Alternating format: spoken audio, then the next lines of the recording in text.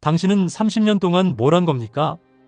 제사를 지냈고 어르신들을 모셨고 이 집안을 지켰습니다. 그게 돈이 됩니까? 경력이 됩니까? 이혼하면 혼자 어떻게 살 건데요? 모르겠습니다. 하지만 더 이상은 못 살겠습니다. 안녕하세요. 제 이름은 박순희입니다. 올해 나이 59. 30살에 시집와서 내년이면 결혼 30년이 됩니다. 아니 되는 거였습니다. 저는 지난달 황혼 이혼 소송을 제기했습니다. 종갓집 맏며느리. 누군가에겐 부러운 자리였을지 모릅니다. 대구 동구에 300년 된 종가. 2층 한옥에 300평이 넘는 대지. 명절이면 30명이 넘는 일가친척이 모이는 집.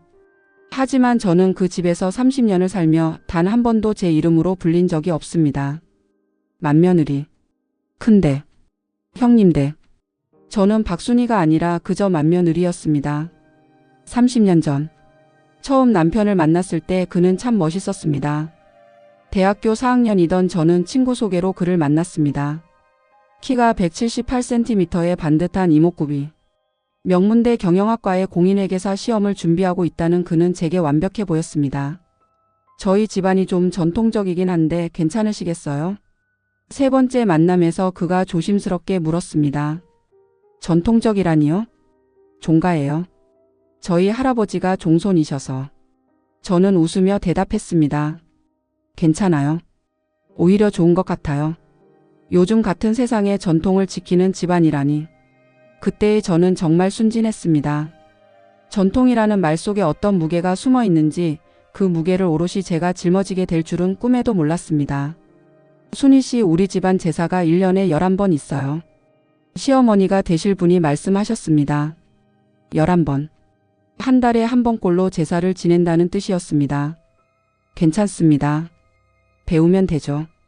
저는 웃으며 대답했습니다. 시어머니는 만족스러운 표정으로 고개를 끄덕이셨습니다. 우리 며느리 참 착하네. 요즘 젊은 사람들은 제사도 안 지내려고 하는데. 그 말이 저를 기분 좋게 만들었습니다. 인정받는다는 느낌. 저는 그게 좋았습니다. 결혼식은 대구 최고급 호텔에서 치러졌습니다. 하객이 500명이 넘었습니다. 남편 쪽 친척만 200명이 넘었으니까요. 축하합니다. 큰데. 맏며느리 단단해 보이네.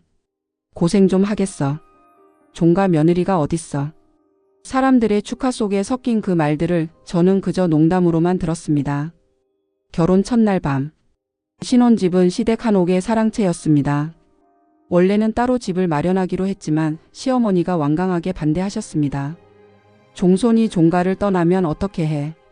일단 여기서 살다가 나중에 천천히 생각해보자. 남편은 제게 미안하다는 표정을 지었지만 어머니의 뜻을 거스르지는 않았습니다. 미안해 순이야. 조금만 참아줘. 1, 2년만 있다가 나가자. 저는 고개를 끄덕였습니다. 1, 2년. 그 정도는 충분히 견딜 수 있을 것 같았습니다.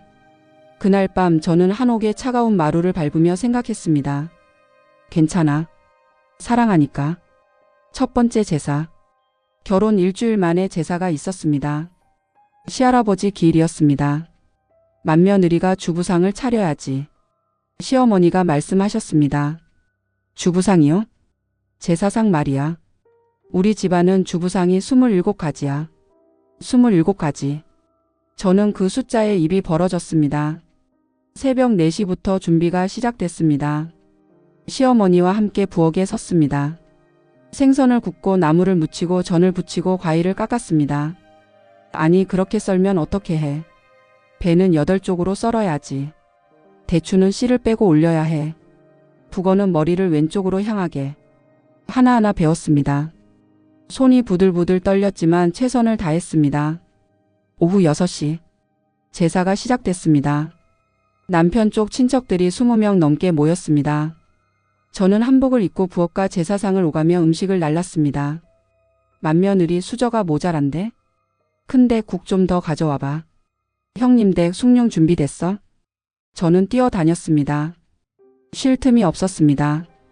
밤 11시가 되어서야 제사가 끝났습니다. 17시간 동안 거의 쉬지 않고 일했습니다. 남편이 다가왔습니다. 고생했어 순이야. 그 말 한마디가 저를 버티게 했습니다. 괜찮아. 사랑하니까. 첫 번째 균열. 한 달 후 또 제사가 있었습니다.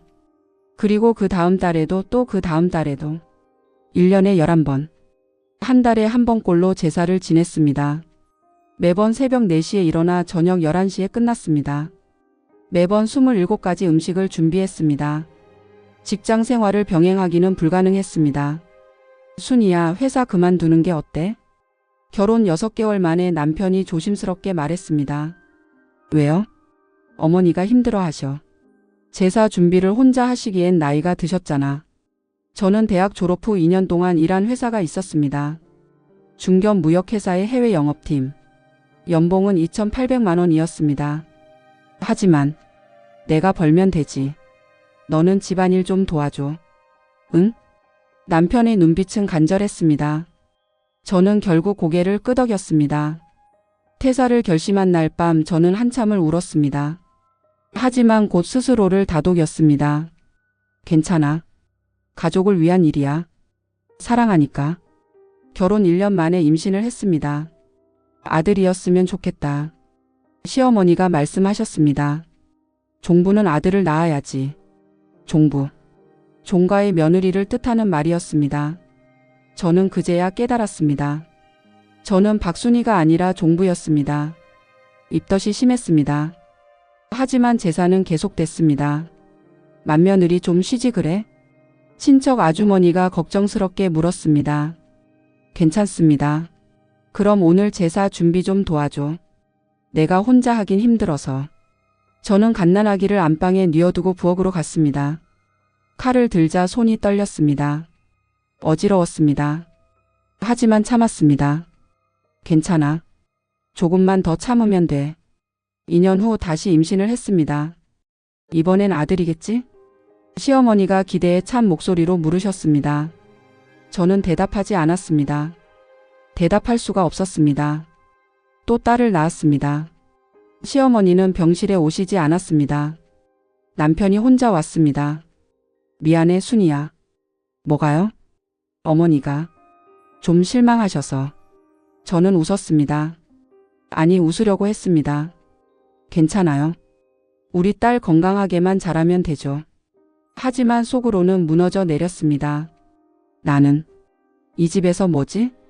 두 딸을 키우며 제사를 지냈습니다. 밤에는 아이들이 울고 새벽에는 제사 준비를 했습니다. 잠을 제대로 잘 수가 없었습니다. 맏며느리 아이들 좀 조용히 시켜. 어르신들이 주무시잖아. 시어머니가 말씀하셨습니다. 저는 아이들을 안고 사랑채로 갔습니다. 한옥의 얇은 문으로는 아이들 울음소리가 다 새어나갔으니까요. 겨울밤이었습니다. 사랑채에는 난방이 제대로 되지 않았습니다. 저는 두 아이를 품에 안고 떨며 밤을 새웠습니다. 남편은 안채에서 편히 주무셨습니다. 남편은 공인회계사 시험에 합격해 회계법인에 취직했습니다. 연봉은 5,500만 원이었습니다. 생활비는 매달 200만 원 줄게. 남편이 말했습니다.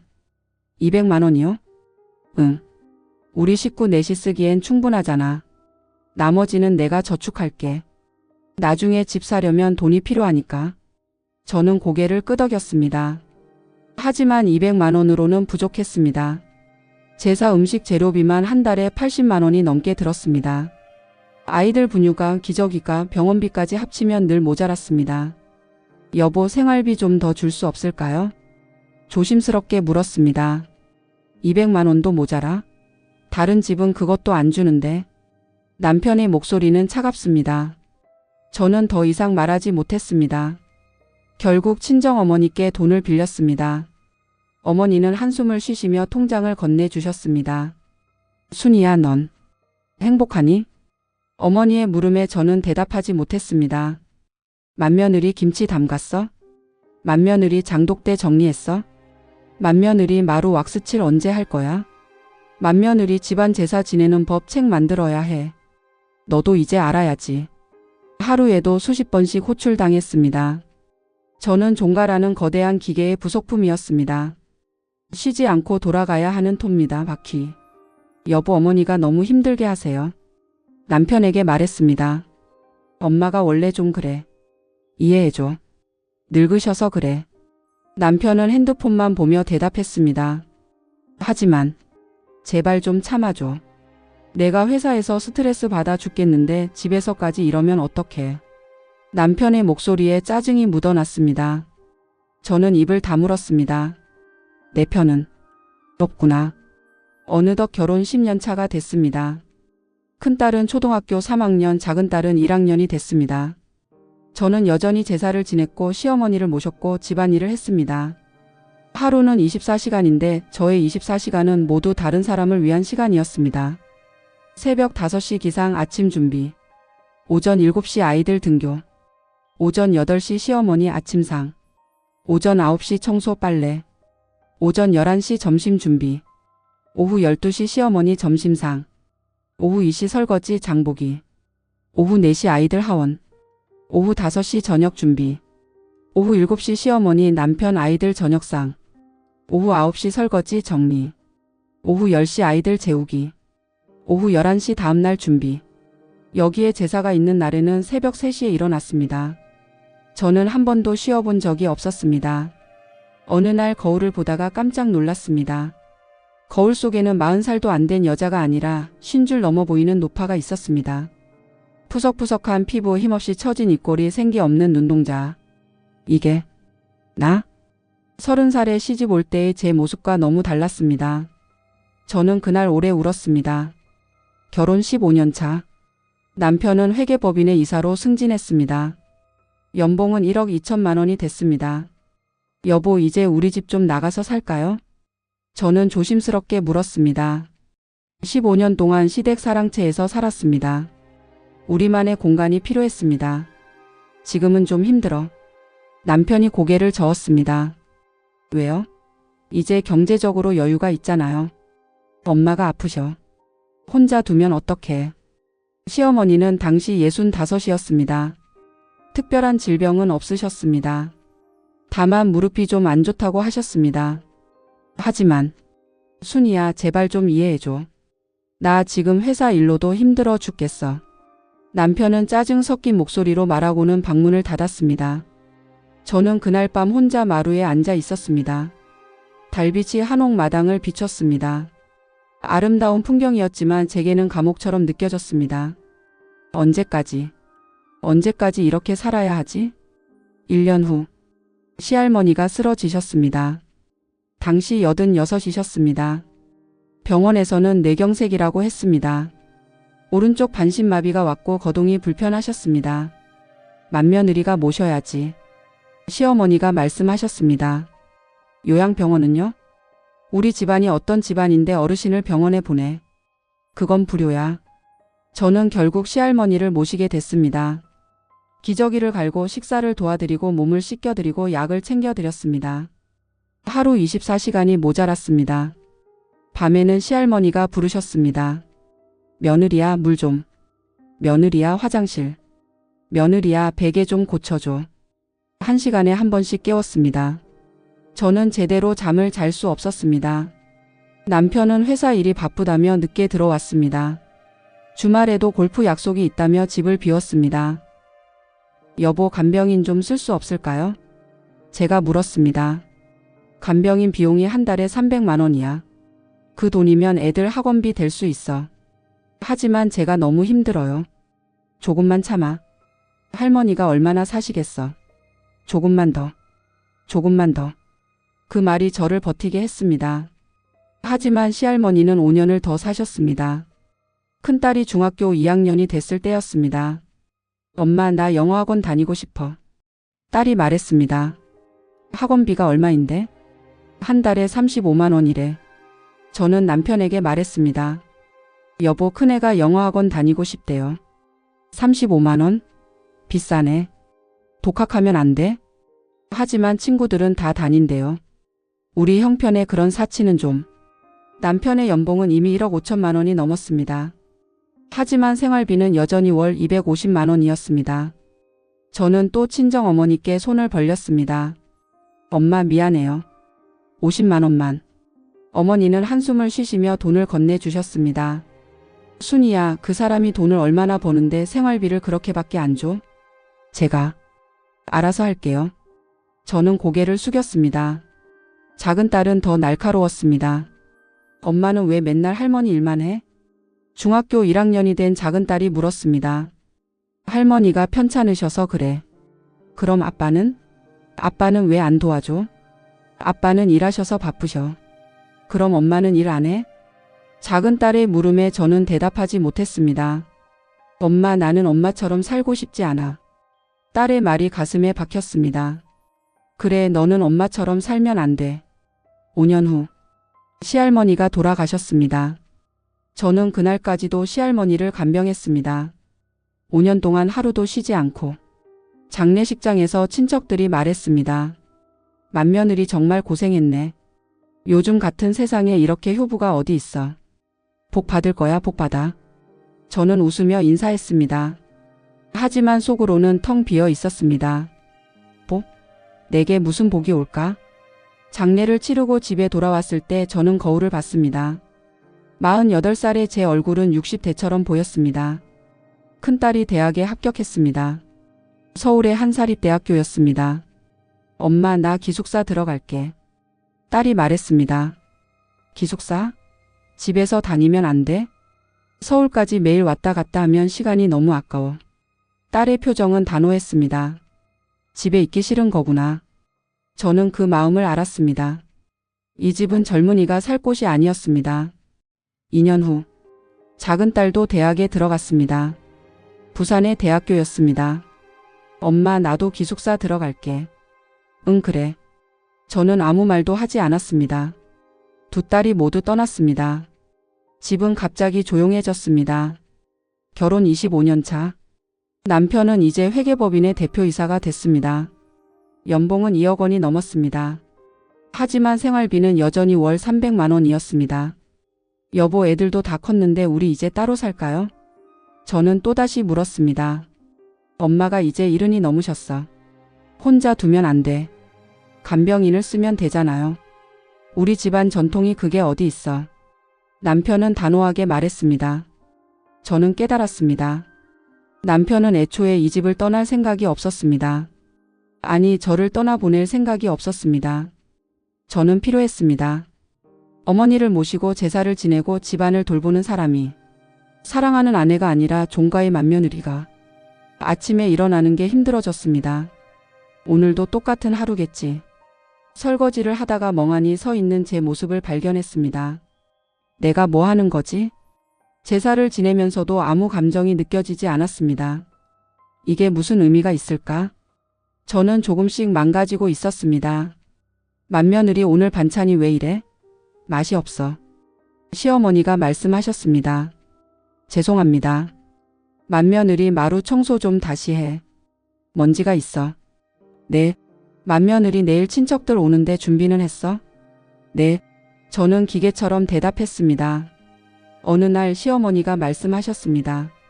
맏며느리, 요즘 얼굴이 왜 그래? 표정이 없어. 저는 대답하지 않았습니다. 대답할 말이 없었습니다. 추석이었습니다. 일가 친척 35명이 모였습니다. 저는 새벽 3시부터 준비를 시작했습니다. 시어머니와 함께 차례상을 차렸습니다. 27가지 음식. 전을 부치고 나물을 무치고 생선을 굽고 과일을 깎았습니다. 오전 9시 차례가 시작됐습니다. 친척들이 모여 앉았습니다. 남자들은 술을 마시며 이야기를 나눴습니다. 저는 부엌과 거실을 오가며 음식을 날랐습니다. 형님 댁 잔 좀 더 가져와봐. 큰 댁 나물 좀 더 줘. 맏며느리, 숭늉 준비됐어? 저는 뛰어다녔습니다. 점심시간이 됐습니다. 또 음식을 준비했습니다. 저녁이 됐습니다. 또 음식을 차렸습니다. 밤 10시가 되어서야 친척들이 돌아갔습니다. 저는 설거지를 하다가 그만 주저앉았습니다. 다리에 힘이 풀렸습니다. 19시간 동안 거의 쉬지 않고 일했습니다. 설거지를 마치고 거실로 갔습니다. 남편과 시어머니가 소파에 앉아 TV를 보고 있었습니다. 고생했어요. 제가 말했습니다. 남편은 TV를 보며 대답했습니다. 응, 고생했어. 그게 끝이었습니다. 감사의 말도 위로의 말도 아무것도 없었습니다. 저는 그 순간 깨달았습니다. 나는 당연한 존재구나. 당연히 이래야 하는. 며칠 후 제 통장을 확인했습니다. 잔액은 85만 원이었습니다. 결혼 25년 동안 모은 돈이 85만 원. 남편 명의로 된 예금은 15억 원이 넘었습니다. 부동산까지 합치면 25억 원이 넘는 자산이었습니다. 하지만 제 이름으로 된 건 아무것도 없었습니다. 25년 동안 나는 뭘 한 거지? 어느 날 저녁 저는 남편에게 말했습니다. 여보, 저 일 좀 하고 싶어요. 일? 남편이 놀란 듯 물었습니다. 네, 파트타임이라도 하고 싶어요. 집에만 있으니까 답답해서. 우리 집 며느리가 일을 해? 그게 말이 돼? 시어머니가 끼어들었습니다. 하지만 애들도 다 컸고 제가 할 일이 없어서. 할 일이 없어? 집안일이 얼마나 많은데. 제사도 지내야 하고 나도 나이가 들어서 내가 도와줘야 하고. 그래도 안 돼. 남편이 단호하게 말했습니다. 왜 안 돼요? 우리 집안 체면이 있지. 맏며느리가 밖에서 일하면 우리 집이 가난한 집으로 보이잖아. 하지만 저도 제 인생이 있어요. 제 목소리가 커졌습니다. 남편이 차가운 눈빛으로 저를 봤습니다. 당신 인생? 25년 동안 내가 먹여 살렸는데 무슨 당신 인생이야. 내가 번 돈으로 살면서. 그 말이 제 가슴을 찔렀습니다. 당신이 번 돈이요? 제가 25년 동안 집안일하고 제사 지내고 시부모님 모시고 애들 키운 건 뭐예요? 그게 돈이 돼? 그게 경력이 돼? 남편의 목소리는 냉정했습니다. 당신은 아무것도 안 했어. 그저 집에 있으면서 밥이나 차려 먹은 거지. 저는 그 순간 모든 게 무너졌습니다. 25년 동안 제가 한 일들이 아무 가치도 없다는 말. 그날 밤 저는 사랑채에서 혼자 울었습니다. 핸드폰을 켜서 큰딸에게 전화했습니다. 엄마 왜? 딸의 목소리가 들렸습니다. 수진아. 엄마가. 말이 나오지 않았습니다. 엄마 왜 그래? 무슨 일 있어? 아니야. 그냥 내 목소리 듣고 싶어서. 엄마 목소리 이상한데? 울었어? 아니야. 괜찮아. 잘 자. 전화를 끊었습니다. 딸에게조차 제 고통을 말할 수 없었습니다. 저는 그날 밤 생각했습니다. 나는 왜 사는 걸까? 머리가 자주 아팠습니다. 잠도 제대로 오지 않았습니다. 병원에 갔습니다. 우울증입니다. 의사가 말했습니다. 우울증이요? 네. 스트레스가 심하신 것 같은데 무슨 일 있으세요? 저는 대답하지 못했습니다. 무슨 일이 있냐고요? 제 인생 전체가 스트레스였습니다. 의사는 항우울제를 처방했습니다. 약 드시고 스트레스 받는 환경에서 벗어나세요. 환경에서 벗어나라. 그 말이 머릿속에 맴돌았습니다. 며칠 후 작은 딸에게서 전화가 왔습니다. 엄마, 나 다음 주에 집 갈게. 그래, 잘 왔다. 엄마, 그런데 말이야. 딸이 조심스럽게 말했습니다. 나 남자친구 생겼어. 그래? 좋은 사람이야?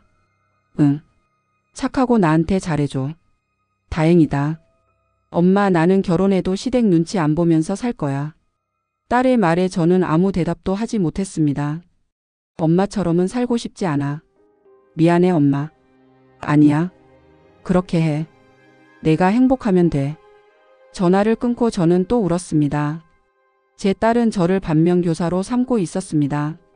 친정에 다녀왔습니다. 어머니는 80살이 넘으셨지만 여전히 정정하셨습니다. 순이야, 너 많이 늙었다. 어머니가 제 얼굴을 보며 말씀하셨습니다. 네, 행복하니? 어머니의 질문에 저는 고개를 떨구었습니다. 엄마, 저 이혼해라. 어머니가 단호하게 말씀하셨습니다. 뭐라고요?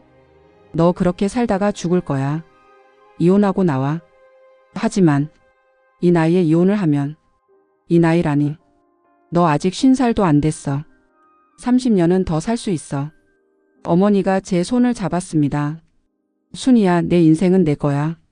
그 사람들 것이 아니야. 어머니의 말이 가슴에 박혔습니다. 집으로 돌아오는 길에 저는 생각했습니다. 내 인생은 내 거다. 50년을 살았습니다. 그중 30년을 남의 인생을 살았습니다. 이제 남은 30년은 제 인생을 살고 싶었습니다. 집에 도착했습니다. 남편은 서재에서 노트북을 보고 있었습니다. 여보, 제가 불렀습니다. 왜? 남편은 노트북에서 눈을 떼지 않았습니다. 우리 이혼해요. 그제야 남편이 저를 봤습니다. 뭐라고? 이혼하자고요. 남편의 얼굴이 굳었습니다. 갑자기 무슨 소리야? 갑자기가 아니에요. 저는 오래 생각했어요. 이혼? 이유가 뭔데? 이유가 필요해요. 더 이상 못 살겠어요. 남편이 비웃었습니다. 못 살겠다고? 지금까지 잘 살았잖아. 전 한 번도 잘 산 적 없어요. 당신 미쳤어? 미친 건 25년을 이렇게 살아온 제가 미친 거죠. 저는 방을 나왔습니다. 심장이 쿵쾅거렸지만 후회되지 않았습니다. 다음 날 아침 시어머니가 제 방문을 열고 들어오셨습니다. 맏며느리 나 좀 보자. 시어머니의 목소리는 차가웠습니다. 거실로 나갔습니다. 남편도 앉아 있었습니다. 이혼하겠다고? 시어머니가 물으셨습니다. 네, 이유가 뭐야? 더 이상 이렇게 살 수 없어서요. 이렇게? 뭐가 불만이야? 시어머니의 목소리가 높아졌습니다.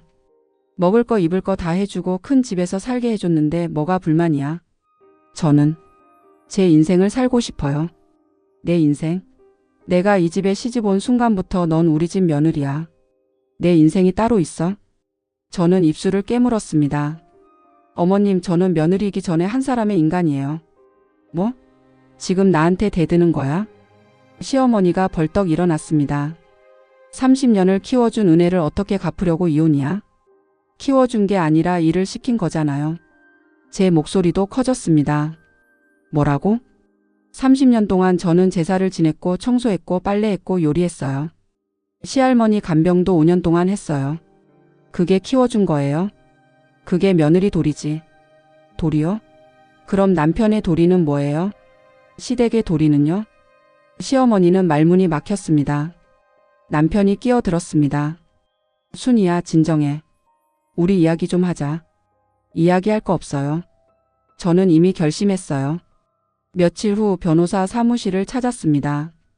이혼하고 싶으신데 재산분할 청구하실 거죠? 변호사가 물었습니다. 재산분할이요? 네. 결혼 생활 중 형성된 재산은 나눌 수 있어요. 남편분 재산이 얼마나 되시나요?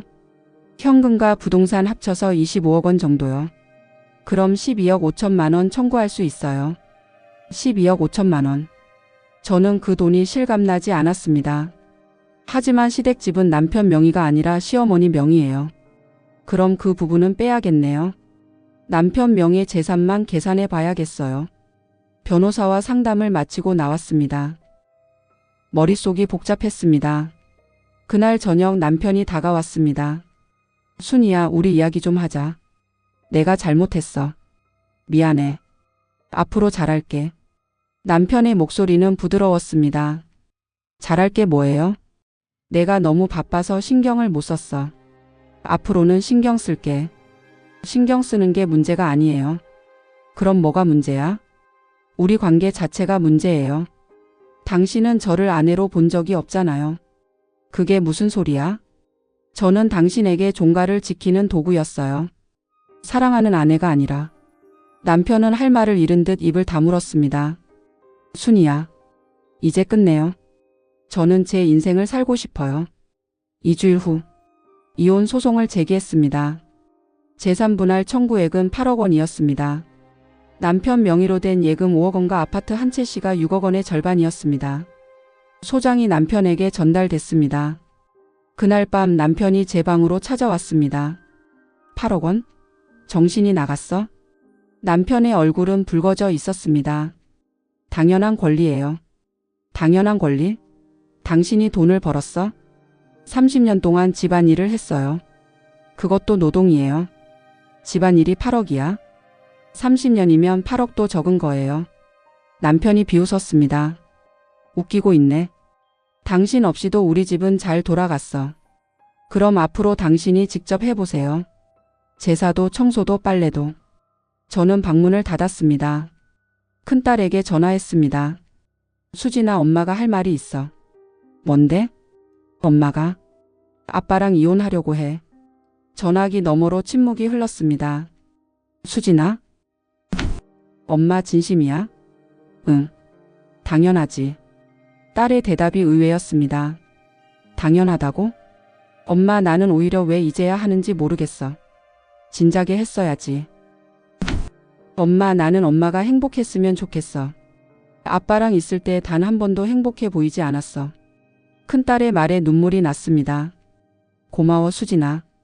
작은딸 민지에게도 전화했습니다. 엄마 나도 찬성이야. 그 집 진짜 답답했어. 두 딸 모두 제 편이었습니다. 친정어머니를 찾아뵀습니다. 엄마 제가 이혼 소송을 했어요. 잘했다. 어머니가 제 손을 잡았습니다. 하지만 당장 살 곳이 없어요. 저축한 돈도 거의 없고 여기서 살면 되지. 하지만 괜찮아. 내 방은 그대로 있어. 어머니는 제게 통장을 건네주셨습니다. 이건 내 앞으로 만들어둔 거야. 2천만 원 있어. 엄마. 내가 시집 갈 때 준 예물 팔아서 모아둔 거야. 언젠가 내가 필요할 것 같아서. 눈물이 왈칵 쏟아졌습니다. 고마워요 엄마. 우리 딸 이제 내 인생 살아. 일주일 후 시댁에서 짐을 쌌습니다. 30년 동안 모은 물건들. 하지만 가져갈 게 별로 없었습니다. 옷 몇 벌, 신발 몇 켤레, 화장품 몇 개. 30년의 흔적이 이렇게 적을 줄은 몰랐습니다. 시어머니가 문을 열고 들어오셨습니다. 정말 가는 거야? 네, 후회할 거야. 이 나이에 혼자 어떻게 살려고. 알아서 살겠습니다. 체면도 없어? 종갓집 며느리가 이혼하면 동네에서 뭐라고 하겠어. 동네 사람들 생각은 이제 안 해요. 제 생각만 할래요. 시어머니는 말없이 방을 나가셨습니다. 남편은 끝까지 모습을 보이지 않았습니다. 저는 큰 캐리어 하나와 박스 2개의 짐을 담았습니다. 30년의 무게가 그것뿐이었습니다. 친정으로 돌아왔습니다. 제 방은 그대로였습니다. 30년 전 제가 떠날 때 그 모습 그대로. 침대에 누웠습니다. 오랜만에 편안했습니다. 어머니가 문을 두드렸습니다. 순이야 저녁 먹어. 네, 밥상을 받았습니다. 어머니가 해주신 된장찌개와 김치. 눈물이 났습니다. 왜 그래? 아니에요. 그냥 오랜만에 엄마 손맛이라서. 30년 만에 느끼는 평화였습니다. 이틀 후 구직 사이트에 이력서를 올렸습니다. 학력 대학교 졸업. 경력 없음. 나이 58세. 면접 연락은 오지 않았습니다. 일주일 동안 50군데가 넘는 회사에 지원했지만 답장은 단 한 곳도 없었습니다. 58세의 경력 없음. 이 두 가지가 저를 규정했습니다. 어머니께 얹혀 사는 게 불편했습니다. 통장에는 2천만 원이 있었지만 이것도 언젠가는 떨어질 돈이었습니다.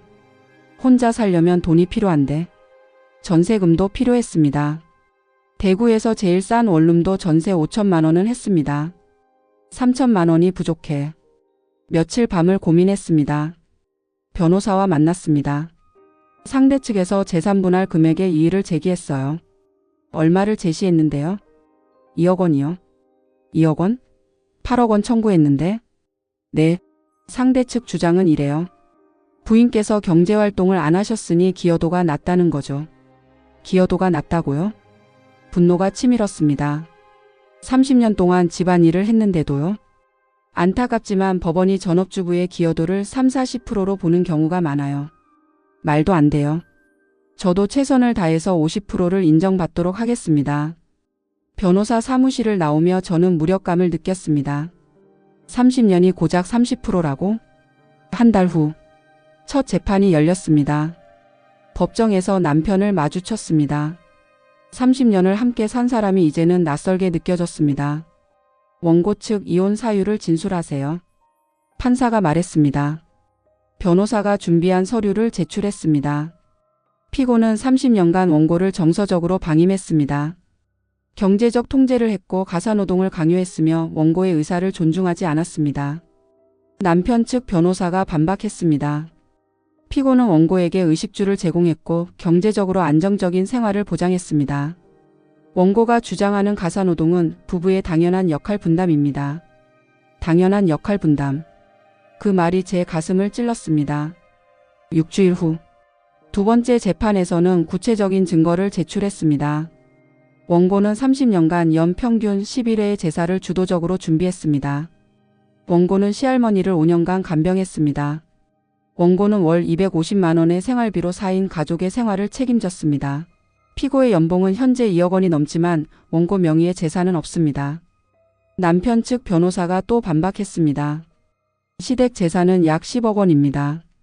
원고는 그 집에서 30년간 거주했으므로 충분한 혜택을 받았습니다. 판사가 말했습니다. 다음 재판에서 최종 판결하겠습니다. 재판 스트레스로 우울증이 악화됐습니다. 밤에 잠이 오지 않았습니다. 악몽을 꾸었습니다.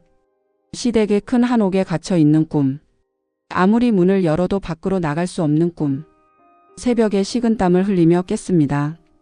정신과에 다시 갔습니다. 약을 좀 더 드셔야겠어요. 의사가 처방전을 써주었습니다. 큰딸 수진이가 친정으로 찾아왔습니다. 엄마 괜찮아? 응, 괜찮아. 거짓말이었습니다. 엄마 힘들면 말해. 내가 도와줄게. 넌 내일이나 열심히 해. 엄마는 괜찮아. 수진이는 50만 원을 건네주었습니다. 엄마 이거 쓰세요. 아니야. 넌 내 돈 모아야지. 괜찮아요. 엄마가 더 필요하니까. 딸의 손을 잡았습니다. 이렇게까지 해야 하나. 자식에게 손을 벌리는 제 모습이 초라했습니다.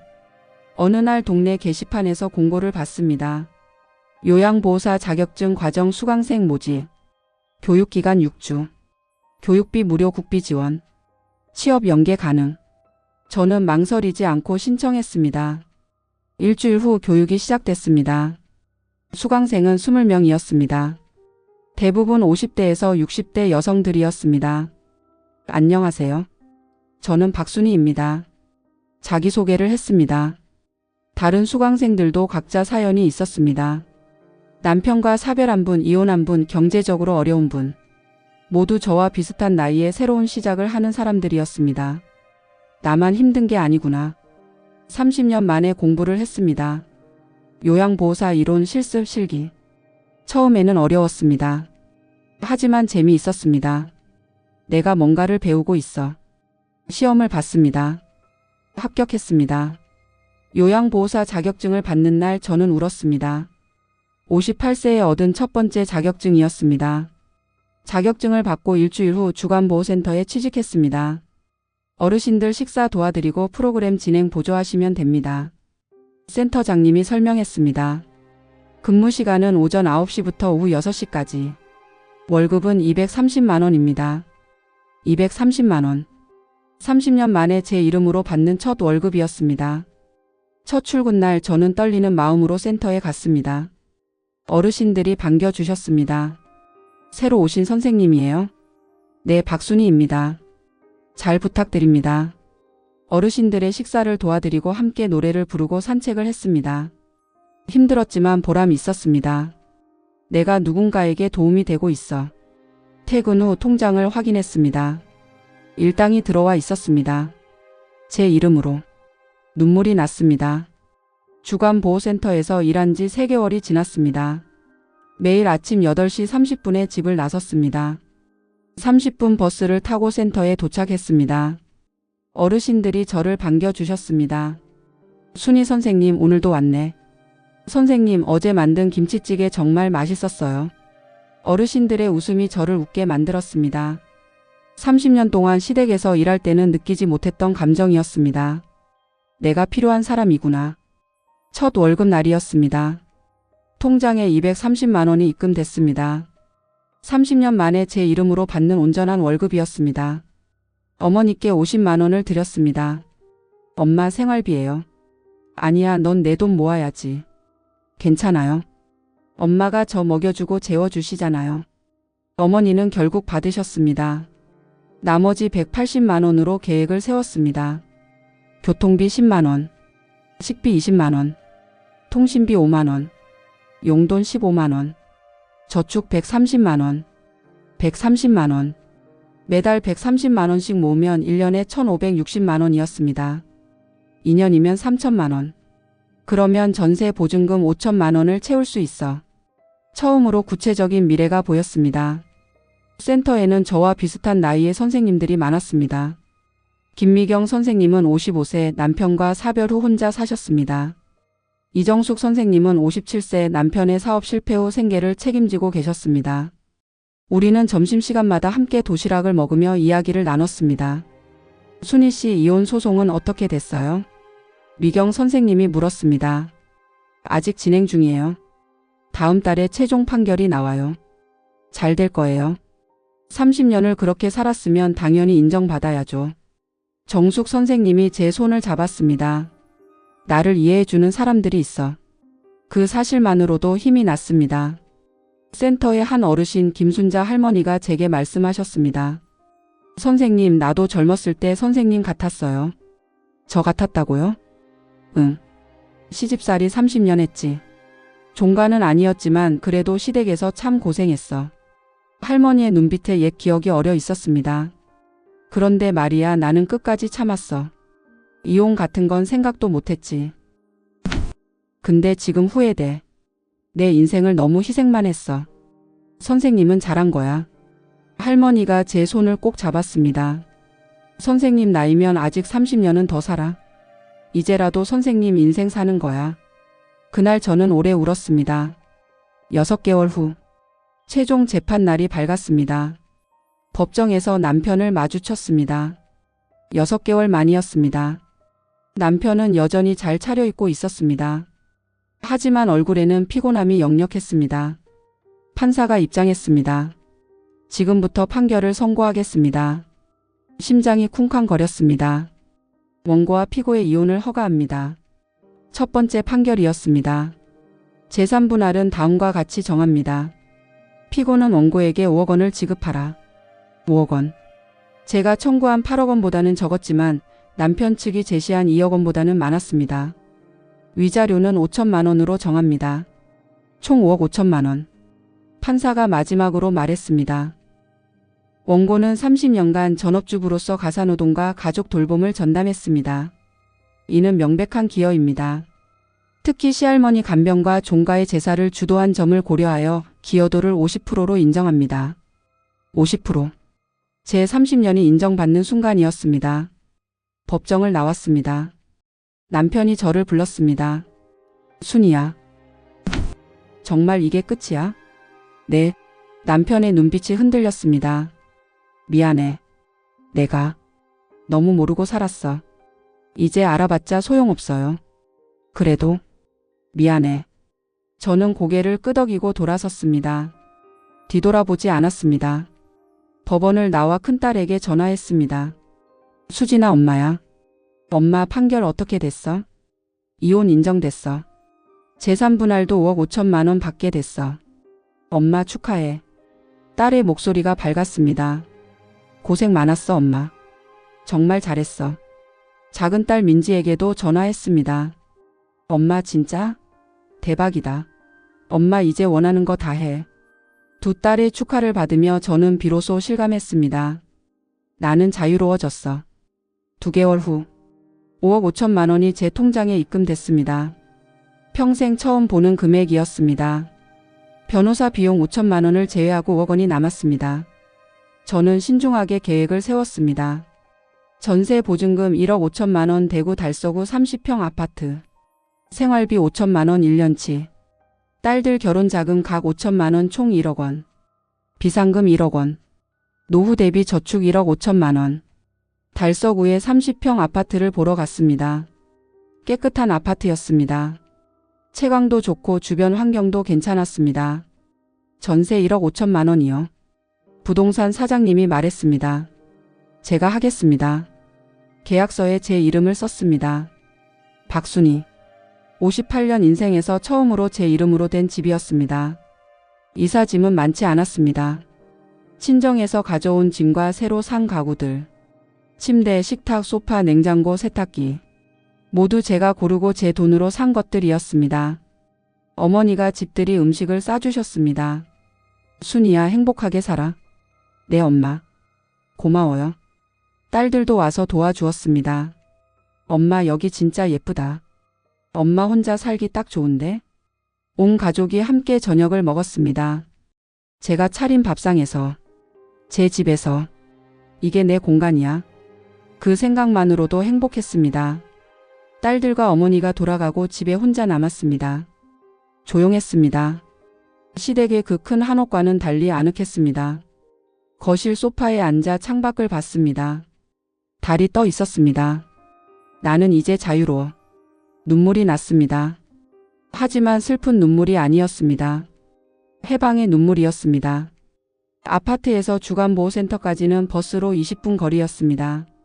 매일 아침 8시 30분에 집을 나섰습니다. 버스 안에서 창밖을 보며 생각했습니다. 이게 내 일상이야. 센터에 도착하면 어르신들이 반겼습니다. 순희 선생님 오늘도 예쁘네. 선생님 이사는 잘했어요? 새 집은 어때요? 어르신들과 이야기를 나누며 하루를 시작했습니다. 이제 월급은 온전히 제 것이었습니다. 생활비 50만 원을 쓰고 나머지 180만 원은 저축했습니다. 1년에 2160만 원. 5년이면 1억 원 이상 모을 수 있었습니다. 노후가 걱정되지 않아. 통장 잔액이 늘어가는 것을 보는 게 즐거웠습니다. 혼자 사는 삶은 외롭지 않았습니다. 아침에 일어나 좋아하는 커피를 내렸습니다. 저녁에는 보고 싶었던 드라마를 봤습니다. 주말에는 친구들과 영화를 보러 갔습니다. 이런 게 행복이구나. 30년 동안 한 번도 느껴보지 못한 감정이었습니다. 큰딸 수진이가 자주 놀러 왔습니다. 엄마, 나 남자친구 소개해 줄게. 그래, 언제? 다음 주 토요일에 엄마 집으로 올게. 다음 주 토요일 수진이가 남자친구를 데려왔습니다. 어머니 처음 뵙겠습니다. 강민수입니다. 어서 와요. 편하게 있어요. 저는 음식을 준비했습니다. 딸의 남자친구를 위한 음식을. 30년 동안 시댁 식구들을 위해 해왔던 음식과는 달랐습니다. 이건 제가 원해서 하는 일이었습니다. 작은 딸 민지도 자주 연락했습니다. 엄마, 나 취업했어. 정말? 축하해. 회사가 부산인데 월급이 350만 원이래. 잘됐다, 우리 딸. 엄마, 나는 엄마 보면서 많이 배웠어. 여자도 경제적으로 독립해야 한다는 거. 딸의 말에 뿌듯했습니다. 제 삶이 딸들에게 교훈이 된 것 같아서. 주간보호센터에서 일한 지 1년 반이 지났습니다. 센터장님이 저를 불렀습니다. 순희 선생님 수고 많으셨어요. 감사합니다. 내년부터 팀장으로 승진하시면 어떨까요? 팀장이요? 네. 월급은 280만 원으로 올라가요. 280만 원. 50만 원이 오르는 것이었습니다. 감사합니다. 최선을 다하겠습니다. 센터장님이 웃으며 말했습니다. 순희 선생님은 어르신들이 정말 좋아하세요.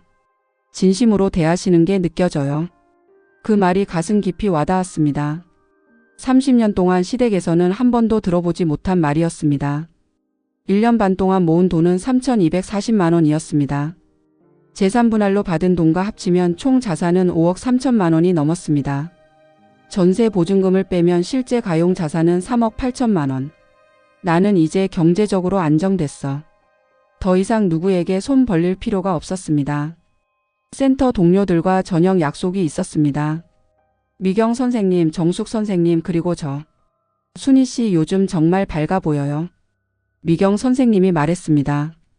그래요? 처음 왔을 때랑 완전 다른 사람 같아요. 정숙 선생님도 고개를 끄덕였습니다. 맞아요. 예전엔 눈빛이 죽어 있었는데 지금은 살아 있어요. 저는 웃었습니다. 제가 그랬어요? 응. 근데 지금은 정말 좋아 보여요. 우리는 함께 웃고 떠들었습니다.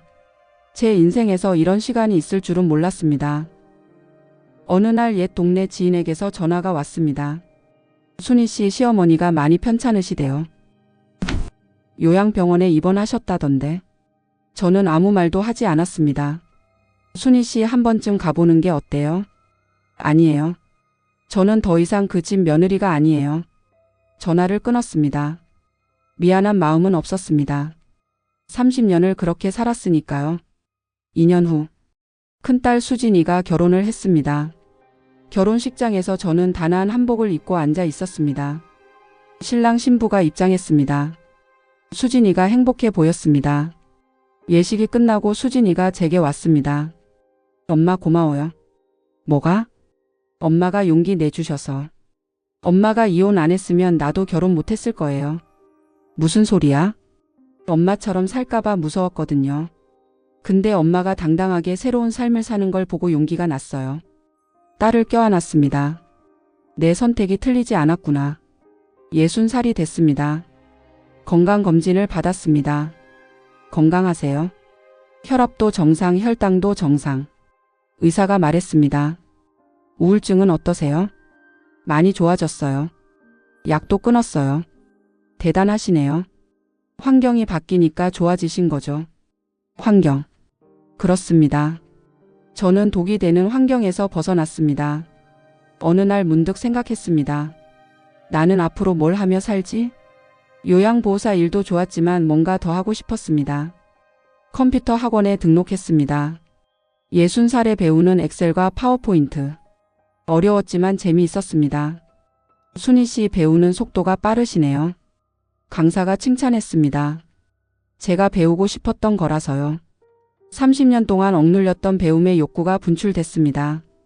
주말에는 지역 아동센터에서 봉사를 시작했습니다. 저소득층 아이들에게 밥을 해주는 일이었습니다. 할머니 오늘 반찬 뭐예요? 김치찌개랑 계란말이야. 와 맛있겠다. 아이들의 웃음이 저를 행복하게 했습니다. 30년 동안 의무로 했던 요리가 이제는 사랑으로 하는 요리가 됐습니다. 3년 후 작은 딸 민지도 결혼을 했습니다. 엄마 나는 맞벌이 할 거야. 절대 전업주부 안 할 거야. 그래 내가 원하는 대로 살아.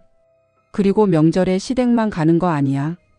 친정도 똑같이 갈 거야. 그래 잘 생각했어. 민지의 결혼식에서 저는 눈물을 흘렸습니다. 하지만 슬픈 눈물이 아니었습니다. 우리 딸들은 나처럼 살지 않아도 돼. 지금 저는 62살입니다. 주간보호센터 팀장으로 일하고 있습니다. 월급은 300만 원입니다. 제 집에 살고 있습니다. 통장에는 8천만 원이 있습니다. 건강합니다. 행복합니다. 거실 소파에 앉아 차를 마십니다. 창밖으로 햇살이 들어옵니다. TV에서는 좋아하는 드라마가 나옵니다. 핸드폰이 울립니다. 큰딸에게서 온 문자입니다. 엄마 다음 주에 손주 데리고 놀러 갈게. 사랑해. 저는 웃습니다. 손주. 제 손주를 제 집에서 만날 수 있다는 게 기쁩니다. 월요일 센터에 출근했습니다. 김순자 할머니가 저를 보며 말씀하셨습니다. 순희 선생님 요즘 정말 예뻐졌어요. 그래요? 감사합니다. 아니 진짜. 얼굴에 생기가 돌아. 거울을 봤습니다. 62살의 제 얼굴. 주름은 있지만 눈빛은 살아 있었습니다. 가끔 생각합니다. 만약 이혼하지 않았다면? 아마 저는 지금도 그 큰 한옥에서 제사를 지내고 있을 것입니다. 시어머니를 모시고 집안일을 하고 맏며느리로 살고 있을 것입니다. 제 이름 없이, 제 인생 없이.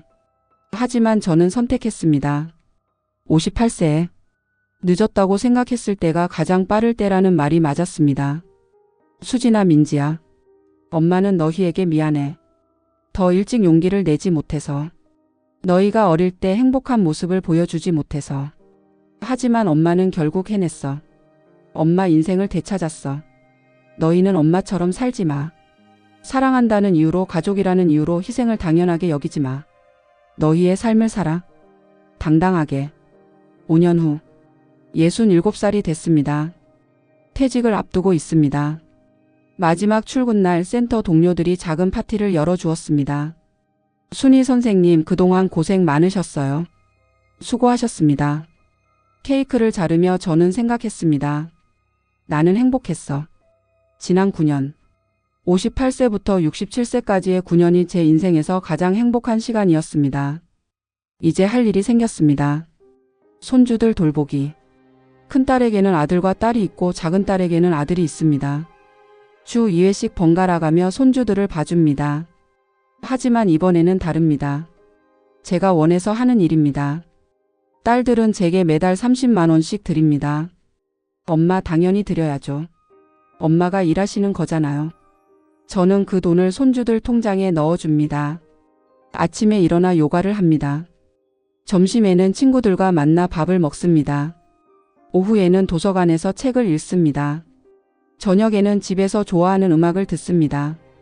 이것이 제 일상입니다.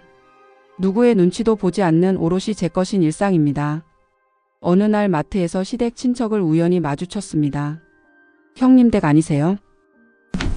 네, 오랜만이에요. 잘 지내셨어요? 네, 잘 지냅니다. 큰어머니는 작년에 돌아가셨어요. 장례식 때 형님 댁 못 봤는데 연락이 안 됐나 봐요. 네, 짧은 대화를 나누고 헤어졌습니다. 가슴 한쪽이 먹먹했지만 후회는 없었습니다. 제가 그곳에 있었다면 또다시 맏며느리가 되었을 테니까요.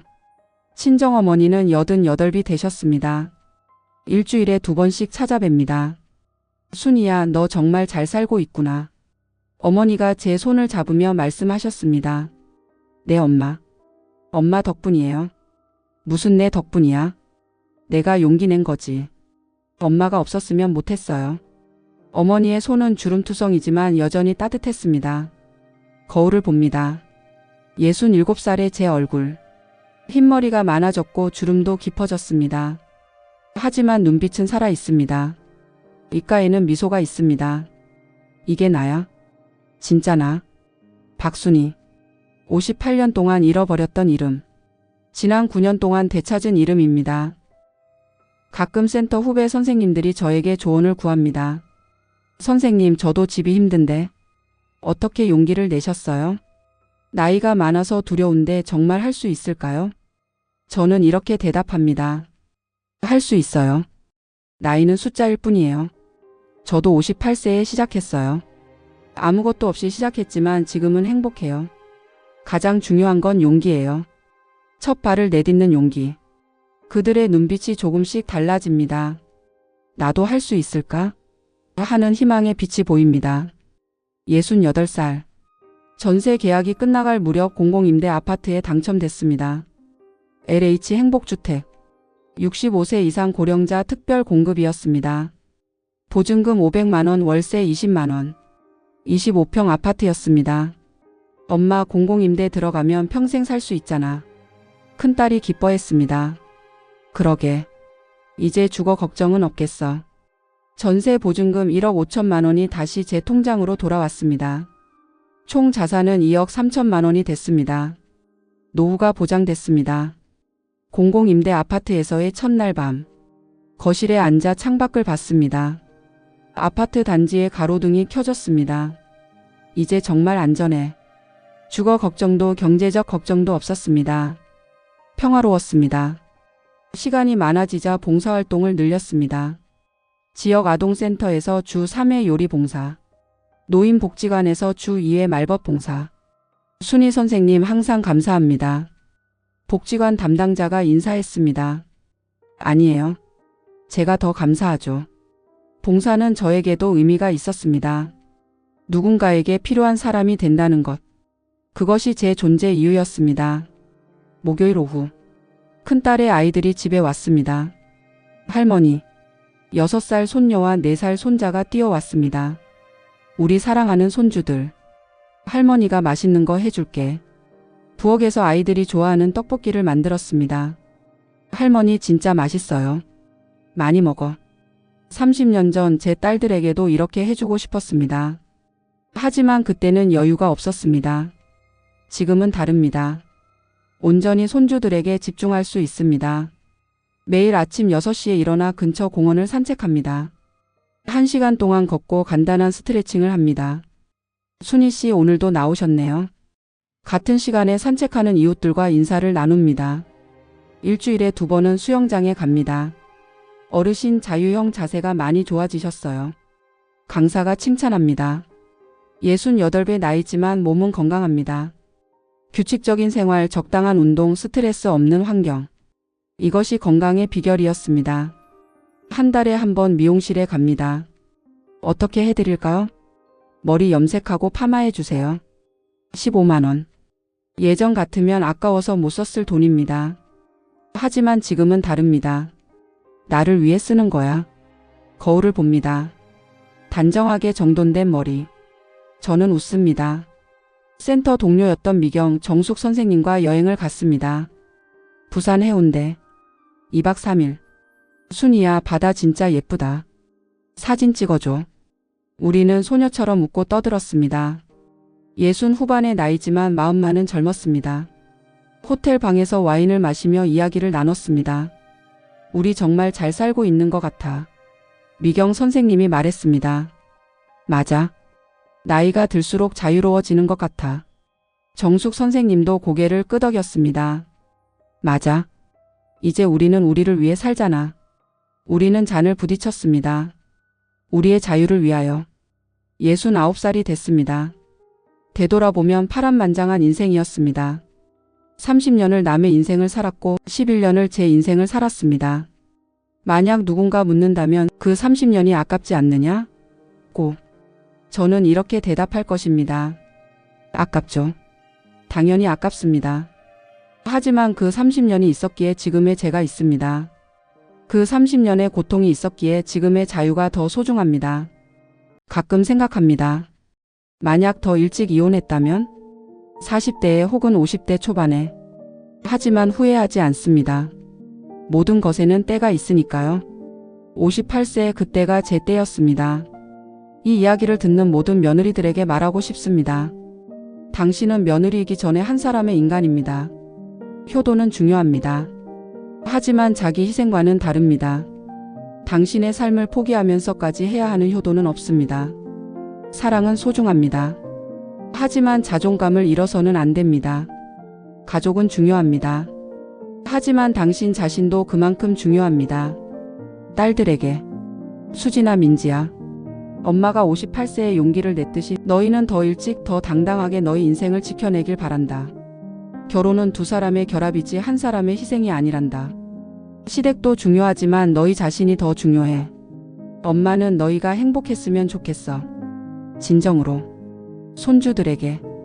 예서야, 준우야, 지훈아. 할머니가 이 이야기를 남기는 이유는 너희가 자라서 이 이야기를 읽었으면 하기 때문이란다. 여자로 태어난 예서에게, 남자로 태어난 준우와 지훈에게 모두에게 하고 싶은 말이 있어. 사람은 누구나 존중받아야 해. 성별이 뭐든 나이가 몇이든. 가족이라는 이름으로 누군가를 억압해서는 안 돼. 사랑한다는 이유로 희생을 강요해서도 안 돼. 너희가 자라서 가정을 꾸릴 때 서로를 존중하고 함께 행복한 가정을 만들길 바란다. 친정어머니께. 엄마.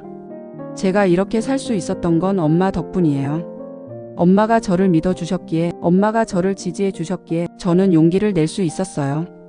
고맙습니다, 엄마. 사랑합니다. 그리고 나 자신에게. 박순이. 고생했어. 30년을 버텨내느라 고생했어. 58세에 용기 내느라 고생했어. 그리고 지난 11년 동안 새로운 삶을 만들어 내느라 고생했어. 이제는 정말 행복하게 살아도 돼. 당당하게. 자유롭게. 너는 충분히 자격이 있어. 창밖으로 석양이 집니다. 오렌지빛 하늘이 아름답습니다. 거실 소파에 앉아 따뜻한 차를 마십니다. 핸드폰이 울립니다. 큰딸에게서 온 영상 통화입니다. 엄마. 할머니. 화면에 딸과 손주들의 얼굴이 보입니다. 엄마, 이번 주말에 갈게요. 그래, 엄마가 맛있는 거 해줄게. 할머니 보고 싶어요. 할머니도 보고 싶어. 곧 보자. 전화를 끊고 미소를 짓습니다. 나는 행복해. 진심으로. 거울을 봅니다. 69살의 박순이. 주름은 많지만 눈빛은 살아 있습니다. 입가의 미소는 진짜입니다. 이게 나야? 박순이. 종갓집 맏며느리가 아니라, 누군가의 아내가 아니라 오롯이 박순이. 저는 제 이름을 되찾았습니다. 그리고 제 인생을 되찾았습니다. 58세는 끝이 아니었습니다. 새로운 시작이었습니다. 지금도 늦지 않았습니다. 당신도 할 수 있습니다. 용기를 내세요. 당신의 인생을 되찾으세요. 당신은 그럴 자격이 있습니다. 이 이야기는 실화를 바탕으로 재구성되었습니다. 현재 박순희 씨 가명 69세는 대구의 공공임대 아파트에서 건강하고 행복하게 살고 계십니다.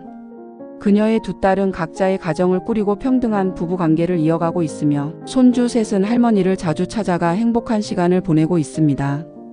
박순희 씨는 현재도 지역 복지관에서 봉사활동을 하며 같은 처지의 여성들에게 용기와 희망을 전하고 있습니다. 누구에게나 자기 인생을 살 권리가 있습니다. 나이는 숫자일 뿐입니다. 지금이라도 늦지 않았습니다. 용기를 내세요. 당신의 인생은 당신의 것입니다.